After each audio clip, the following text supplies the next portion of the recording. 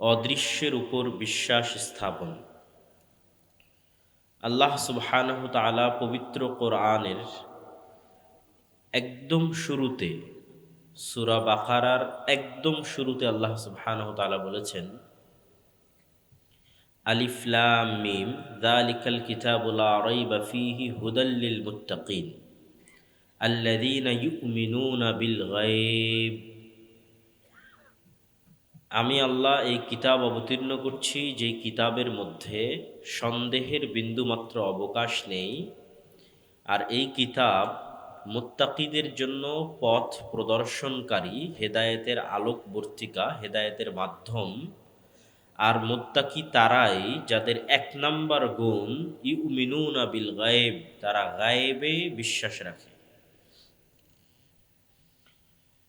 গায়েব শব্দের অর্থ হচ্ছে অদৃশ্য, যা চোখে দেখা যায় না।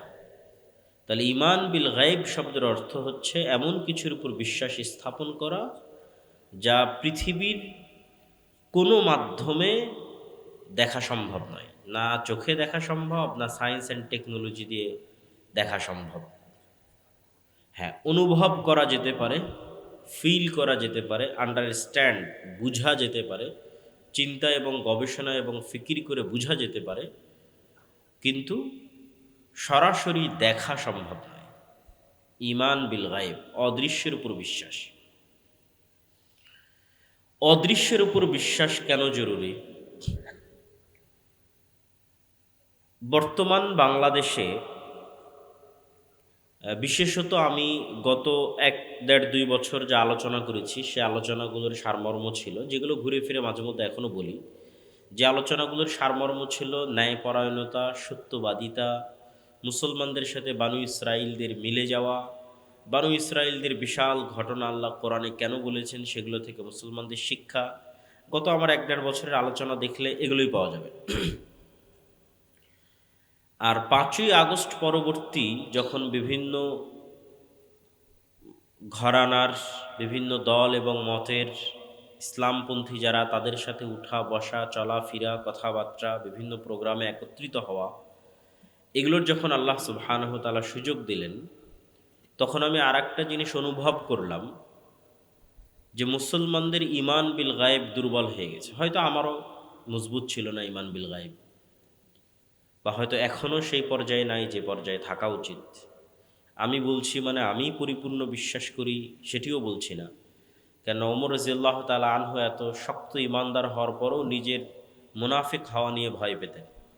হুযায়ফা ইবনুল ইয়ামান রাদিয়াল্লাহু তাআলা আনহুকে তিনি বারবার জিজ্ঞাসা করতেন যে মুনাফিকদের যে লিস্ট আল্লাহর নবী তোমাকে দিয়েছে, কেন হুযায়ফা রাদিয়াল্লাহু তাআলা আনহু ছিলেন সিররুন নবী সাল্লাল্লাহু আলাইহি ওয়াসাল্লাম, সাহিবুস সির, রাসূল সাল্লাল্লাহু আলাইহি সাল্লামের গোয়েন্দা ডিপার্টমেন্টের অন্যতম একজন দায়িত্বশীল, যার সাথে তিনি অনেক গোপন কথা, যা অনেক অন্যজনের সাথে শেয়ার করতেন না, সেগুলো তার সাথে শেয়ার করতেন। ফলত মুনাফিকদের, রাসূল সাল্লাল্লাহু আলাইহি ওয়াসাল্লাম যাদের মুনাফিক মনে করতেন, তাদের তালিকা হুযায়ফার কাছে দেওয়া ছিল।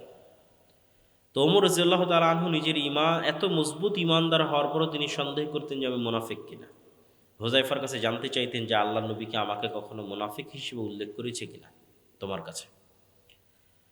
তো ফলত আমি বলছি, তার মানে আমার ইমান খুব ভালো, এটি বোঝানো উদ্দেশ্য নয়, বরং আমাদের বাস্তব চিত্র তুলে ধরা উদ্দেশ্য।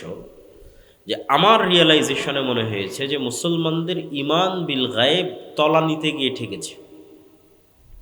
কেননা বর্তমান পৃথিবীটা হচ্ছে বস্তুবাদী সেকুলার পৃথিবী।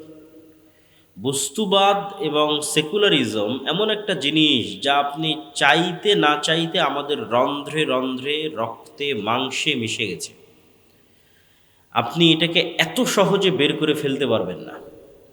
তো এই রক্তে মাংসে বস্তুবাদ এবং সেকুলারিজম মিশে যাওয়ার কারণে আমরা নিজেদের অজান্তে, নামে বলছি মুসলমান, কিন্তু নিজেদের অজান্তে আমরা সবাই বিশ্বাস করছি যে দুনিয়া যে গতিতে চলতেছে, এই গতিতে যদি আমি না চলি তাহলে আমি সফলতা পাবো না।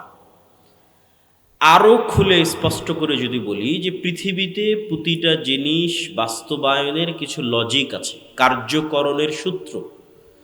যেমন আপনি এই মাইকটা ঠিক করে দিলেন, আমি মাইক দিয়ে কথা বলতেছি, আওয়াজ হচ্ছে, সবাই জানে কোথায় চাপ দিলে মাইক অন হবে, আর কিভাবে কথা বলতে হবে। ক্যামেরাগুলো চলতেছে, মোবাইলগুলো চলতেছে, সবগুলো নিজ নিজ ফাংশন অনুযায়ী কাজ করতেছে। তো এগুলোর কার্যকরণের যেমন সূত্র আছে, সেটাকে যেমন আমরা ফলো করছি, পৃথিবীতে আমাদের বাস্তব জীবনে আল্লাহর দেওয়া এরকম অসংখ্য কার্যকরণের সূত্র আছে দুনিয়াবি। তো বস্তুবাদ এবং সেকুলারিজম আমাদেরকে এটা মনে করতে বাধ্য করেছে যে দুনিয়াবি এই সূত্রগুলোই একমাত্র রাস্তা সফলতার। এবার আরও বাস্তব উদাহরণে চলে যায়। ইসলামী দলগুলো মনে করছে যে দুনিয়াবি রাস্তা অনুযায়ী, দুনিয়াবি লজিক অনুযায়ী ভোট ছাড়া, গণতন্ত্র ছাড়া ইসলাম প্রতিষ্ঠার, ক্ষমতায় যাওয়ার আর কোনো রাস্তা নাই। কেন সে এই সামারাইজটা করে ফেলতেছে? আমার মনে হয়েছে, আমি ভুল হতে পারি, যে ঈমান বিল গায়েবে বিশ্বাস দুর্বল হওয়ার কারণে। এটা আমার অ্যানালাইসিস। কেন আমার কাছে মনে হয়েছে যে আমারও নিজের ঈমান বিল গায়েবে বিশ্বাস দুর্বল। এই জন্য ঈমান বিল গায়েবের আলোচনার প্রয়োজন আছে। আমরা মুখে সবাই বলছি আমানতু বিল্লাহি ওয়া মালাইকাতিহি ওয়া কুতুবিহি ওয়া রুসুলিহি, আমরা ঈমান আনি আল্লাহর উপর, ঈমান আনি ফেরেশতার উপর, ঈমান আনি পরকালের উপর, কিন্তু বাস্তবে ইন রিয়েল লাইফ, প্রকৃত অর্থে আমরা আল্লাহকে চিনি না, আল্লাহর শক্তি সম্পর্কে জানি না, আল্লাহর উপর বিশ্বাস রাখি না, ফেরেশতাদেরকে চিনি না, ফেরেশতাদেরকে জানি না, ফেরেশতাদের উপর বিশ্বাস রাখি না, পরকাল বুঝি না, পরকালের উপর বিশ্বাস রাখি না। এবং আমি যখন আপনার সামনে একটা দুটো করে উদাহরণ দিয়ে তুলে ধরবো, তখন আপনি অনুভব করবেন যে হ্যাঁ, কথা সত্য, আমাদের ঈমান বিল গায়েব নাই। তো আমরা একটা পয়েন্টে আলোচনা করব আজকে, যদি সম্ভব হয় যতটুকু এই পয়েন্টটা টাচ করার, সেটা হচ্ছে আল ঈমান বিল মালাইকা, ফেরেশতাদের উপর বিশ্বাস। আর এই আলোচনার সাথে পরকালের আলোচনাও কিছুটা যুক্ত হবে। আল্লাহ সুবহানাহু ওয়া তাআলার উপর বিশ্বাসের আলোচনা আজকের আলোচনার বিষয়বস্তু নয়। তো ফেরেশতাদের উপর বিশ্বাস, সবাই মুখে বলছি যে আমরা ফেরেশতাদের উপর ঈমান আনি, কিন্তু বাস্তবে কেউ বিশ্বাস করে না যে ফেরেশতা আছে। বাস্তবে কেউ ইন রিয়েল লাইফ, প্রকৃত অর্থে যেভাবে সাহাবীরা ফেরেশতাদের ফিল করত, অনুভব করত, সেভাবে মুসলমানেরা ফিল করে না। ফলত আমরা মুখে ঈমানের স্বীকৃতি দিচ্ছি, কিন্তু বাস্তবে মুনাফিক অবস্থায় জীবনযাপন করছি। তো সাহাবায়ে কেরাম ফেরেশতাদের কিভাবে ফিল করতেন এবং ফেরেশতাদের উপর কিভাবে ঈমান রাখতেন, সেটার কিছু উদাহরণ আমি আপনাদের সামনে তুলে ধরব। তার আগে ওই যে আয়াতগুলো তেলাওয়াত করছিলাম সূরা বাকারার, ওই আয়াতগুলোর ধারাবাহিকতায় শেষে আল্লাহ বলেছেন ওয়াবিল আখিরাতি হুম ইউকিনুন, আর মুত্তাকি তারা যারা পরকালের উপর ইয়াকিন রাখে। ইয়াকিন কি আর ঈমান কি?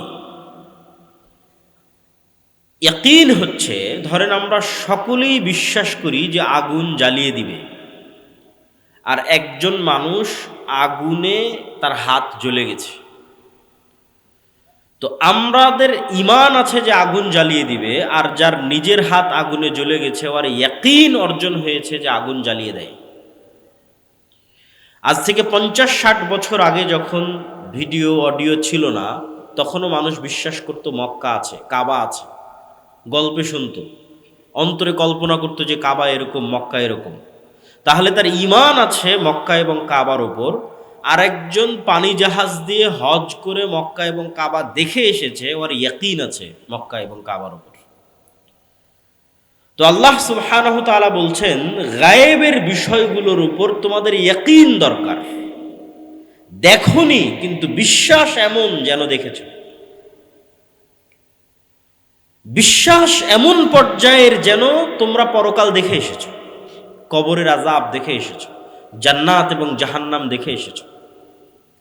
এবং গায়েবের উপর বিশ্বাসের মজবুতির উপরই মুসলমানদের সফলতা নির্ভর করে।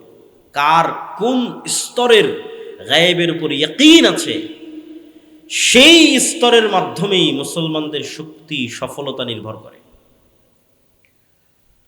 তো আমরা আজকে ঈমান বিল গায়েবের একটা অংশের আলোচনা করব, আল ঈমান বিল মালাইকা, ফেরেশতারা কিসের তৈরি বলেন তো? নূরের তৈরি। নূর কি? না, নূর আগুন হলে তাহলে তো জিনেরা আর ফেরেশতারা একই হয়ে গেল। আলো। সুন্দর। এবং আরো স্পষ্ট করে বলা যায় যে অন কাইন্ড অফ আলো, এক প্রকারের আলো। কেননা আমরা যেই প্রকারের আলো দেখি এই আলো নয়। নূরের আলো ভিন্ন আলো, যা চোখে দেখা যায় না। আর জিনেরা তৈরি হয়েছে কি থেকে? আগুন থেকে। তো আগুনেরও আলো আছে আর নূরেরও আলো আছে।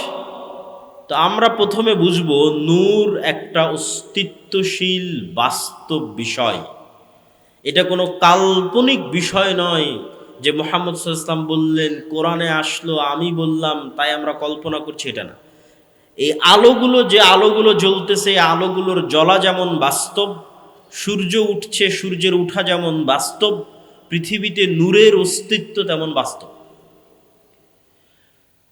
তো নূরের অস্তিত্ব বাস্তব, তার দুই একটা কথা শোনেন। রাসূলুল্লাহ সাল্লাল্লাহু আলাইহি ওয়াসাল্লাম দোয়া করছেন যে আল্লাহুম্মা জাআল ফি কলবি নূরা, হে আল্লাহ আমার অন্তরে নূর তৈরি করে দেন। এই দোয়াটা অনেক লম্বা, যেখানে তিনি এভাবে বলতে থেকেছেন যে ওয়াফি সামঈ নূরা ওয়াফি বাসারি নূরা, আমার কানে নূর তৈরি করে দেন, আমার চোখে নূর তৈরি করে দেন, অমিন ফাওকি নূরা, আমার উপরে নূর তৈরি করে দেন, তাহতি নূরা, আমার নিচে নূর তৈরি করে দেন, আমামি নূরা, সামনে নূর তৈরি করে দেন, পিছনে নূর তৈরি করে দেন, এবং আমার নূরকে বাড়িয়ে দেন, এবং আমার নাফসে নূর তৈরি করে দেন। তো এই একটা দোয়া যেটা রাসূল সাল্লাল্লাহু আলাইহি ওয়াসাল্লাম আল্লাহর কাছে চাচ্ছেন যে আল্লাহ, আপনি জিনিসটা একটু বুঝার চেষ্টা করেন, যে আপনি বলতেছেন আমার চোখের পাওয়ার কমে গেছে, আমার চোখের পাওয়ার বাড়াতে হবে। তাহলে এটা একটা বাস্তব জিনিস যে চোখের পাওয়ার কমে বাড়ে। আমি কানে কম শুনতেছি, আমার কানে একটা মেশিন লাগাতে হবে যেন আমি কানে বেশি শুনতে পাই। তার মানে এটা একটা বাস্তব জিনিস, কানে কম শোনা বেশি শোনা। ঠিক ওই লেভেলে রাসূল সাল্লাল্লাহু আলাইহি ওয়াসাল্লাম বলতেছে আমার চোখে নূর লাগবে, আমার কানে নূর লাগবে, আমার অন্তরে নূর লাগবে।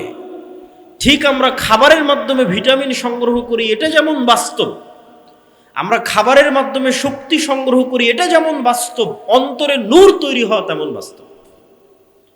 কানে এবং চোখে নূর তৈরি হওয়া তেমন বাস্তব। নূর একটা জিনিস, অস্তিত্বশীল জিনিস, যা তৈরি হয়। ঠিক কানে এবং চোখে যেমন পাওয়ার তৈরি হচ্ছে, চশমা লাগাচ্ছেন পাওয়ার তৈরি করার জন্য, বাস্তব। এই রকম বাস্তব এবং সত্য নূর। রাসূলুল্লাহ সাল্লাল্লাহু আলাইহি ওয়াসাল্লাম আর এক হাদিসে বলছেন যে সমগ্র আসমান এবং জমিন যে আলো, এই আলোর মূল উৎস হচ্ছে আল্লাহ সুবহানাহু তাআলার চেহারার পর্দা, নূর। হিজাব ওয়াজহি, আল্লাহ সুবহানাহু তাআলার চেহারা ঢাকা আছে নূর দিয়ে। লাউ কাশাফাহু, যদি এই নূর সরিয়ে নেওয়া হতো, তাহলে আল্লাহ সুবহানাহু তাআলার চেহারার তাজাল্লিতে আসমান এবং জমিন জ্বলে পুড়ে ছারখার হয়ে যেত। তাহলে নূর আল্লাহ সুবহানাহু তাআলার চেহারার পর্দা, যেটা দিয়ে আল্লাহ সুবহানাহু তাআলার চেহারা ঢাকা আছে। এবং সলুহা আলাইহি আমরুদ দুনিয়া ওয়াল আখিরাহ, এবং আসমান এবং জমিনের সকল কিছু পরিচালিত হচ্ছে, নির্ভরশীল হয়ে আছে, কানেক্টেড হয়ে আছে নূরের মাধ্যমে, সম্পৃক্ত হয়ে আছে নূরের মাধ্যমে। তাহলে নূরের আরো একটা বিষয় বোঝা গেল যে নূর এতটা অস্তিত্বশীল যে সমগ্র পৃথিবী, আসমান জমিন এবং সৃষ্টি জীব এবং আল্লাহ সুবহানাহু ওয়া তাআলার মাঝে পর্দা হিসেবে আছে নূর। এবং কোরআনের বহু আয়াতে আল্লাহ সুবহানাহু ওয়া তাআলা, যেগুলো বিস্তারিত আজকে আয়াত ধরে ধরে আপনাদের সামনে পড়ছি না, কিন্তু আমার যে বই সামনে আসতেছে সেই বইয়ে সেগুলো সব আয়াত উল্লেখ করা আছে, যেখানে আল্লাহ সুবহানাহু ওয়া তাআলা কোরআনকে নূর বলছেন, যেখানে আল্লাহ সুবহানাহু ওয়া তাআলা তার ওয়াহী, তার কিতাবকে নূর বলছেন, তার দ্বীনকে নূর বলছেন, যে আল্লাহ সুবহানাহু তাআলার নূরকে যারা নিভাতে চায় তারা কখনোই আল্লাহ সুবহানাহু তাআলার নূরকে নিভাতে পারবে না। তিনি মুতিম্মু নূরি, তার নূরকে তিনি পূর্ণ করেই ছাড়বেন। ওয়ালাউ কারিহাল কাফিরুন ওয়ালাউ কারিহাল মুশরিকুন, যদিও কাফের এবং মুশরিকরা অপছন্দ করে, সেই নূর হচ্ছে ইসলাম, সেই নূর হচ্ছে কোরআন। এগুলোকে আল্লাহ সুবহানাহু ওয়া তাআলা নূর বলেছেন। এবার নূর যখন আপনি বুঝলেন যে নূর একটা বাস্তব জিনিস, এখন আরেকটু আমরা গভীরে আরো অনুভব করি যে নূর যদি এত বাস্তব হয় তো চোখে দেখা যায় না কেন, বিজ্ঞান ধরতে পারে না কেন, সায়েন্স অ্যান্ড টেকনোলজিতে বের করা যায় না কেন যে নূর আছে পৃথিবীতে। নূর আমার অন্তরে তৈরি হচ্ছে, আমার অন্তরে নূর নাই, অন্তর মারা গেছে। কি দিয়ে, কোন যন্ত্র দিয়ে পরীক্ষা করব? আমার চোখের পাওয়ার কমে যাচ্ছে, এটা মাপার যন্ত্র আছে, কিন্তু আমার অন্তরে নূর নাই, মারা গেছে, এটা মাপার আমার যন্ত্র কোথায়? অতএব আমি বাস্তবে অনুভব করতে চাই নূর আছে। তাহলে দুটো উদাহরণ দিয়ে আমরা এখান থেকে সামনের দিকে এগিয়ে যাব। আমাদের আলোচনার বিষয় ফেরেশতাদের প্রতি ঈমান। ফেরেশতারা কিসের তৈরি? নূরের তৈরি। আমরা বুঝবো যে নূর আছে পৃথিবীতে, আমাদের আশেপাশে সব জায়গায় নূর আছে, আমরা দেখতে পাচ্ছি না। তো চলেন এবার দেখতে পাচ্ছি না তাহলে কেন আছে। এক নাম্বার উদাহরণ, বিজ্ঞানীরা বলছে যে কুকুরের ঘ্রাণ শক্তি মানুষের ঘ্রাণ শক্তির চাইতে 10,000 গুণ বেশি। 1 গুণ 2 গুণ 100 গুণ 200 গুণ নয়, কুকুরের ঘ্রাণ শক্তি মানুষের চাইতে 10,000 গুণ বেশি। আমরা আপনাকে যেভাবে দেখছি, আপনারা আমাকে যেভাবে দেখছেন, আমাদের পাশে থাকা আর একটা সৃষ্টিজীব কুকুর আমাদের সেভাবে দেখে না। আরো খুলে বলি, আগে যখন সাদা কালো টিভি ছিল তখন একটা মানুষের চেহারা যেমন দেখা যেত, রঙিন টিভিতে সেই চেহারা ভিন্ন দেখা যায়। তো আমি এখন আপনাকে যেমন দেখছি, যেই কালারে দেখছি, যে আকার আকৃতিতে দেখছি, কুকুর আমাদের সেই কালার, সেই আকার আকৃতিতে দেখে না। কেন? আমরা 3D মাত্রায় দেখতে পাই, অন্য সব প্রাণী ওইভাবে 3D মাত্রায় দেখে না। তাহলে কুকুর চিনে কিভাবে? কুকুর চিনে ঘ্রাণে। চেহারা দেখে নয় যে এটা আব্দুল্লাহ, ওটা আমার মালিক, ওটা আমার মনিব। ঘ্রাণ দিয়ে চিনে ফেলে। মানুষ যাচ্ছে, মানুষ আসছে, ঘ্রাণ দিয়ে। তো কুকুর এমনও, তথা পৃথিবীতে এমনও জিনিস আছে যা আমার নাক নিতে পারবে না, তার চাইতে 10,000 গুণ সূক্ষ্ম লেভেলে নিচে নেমে গেলে 10,000 গুণ, তথা আমার নাক যেই লেভেলের ঘ্রাণ নেবে তার চাইতেও 10,000 গুণ নিচে নেমে গেলেও কোনো একটা জিনিসের ঘ্রাণ আছে, কিন্তু আমি বুঝতে পারতেছি না, কুকুর বুঝতে পারতেছে ওই জিনিসের ঘ্রাণ আছে। ধরেন এই মাইকটার একটা ঘ্রাণ আছে, আমি টানলে বুঝতে পারতেছি না। তো পৃথিবীতে এমনও ঘ্রাণ আছে যেই ঘ্রাণ আমি অনুভব করতে পারি না। 10,000 গুণ নিচ পর্যন্ত আমি অনুভব করতে পারি না, কিন্তু কুকুর পায়।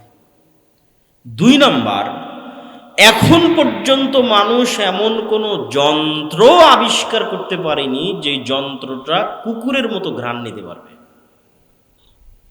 তাহলে সায়েন্স অ্যান্ড টেকনোলজি এক পাশে, মানুষের নিজের নাকের ঘ্রাণ শক্তি এক পাশে, দুটো মিলিয়ে পৃথিবীতে এমন হাজারো জিনিস আছে যার ঘ্রাণ আছে, কিন্তু মানুষের কোনো মাধ্যম নাই ওটা জানার যে ওটার ঘ্রাণ আছে কিনা।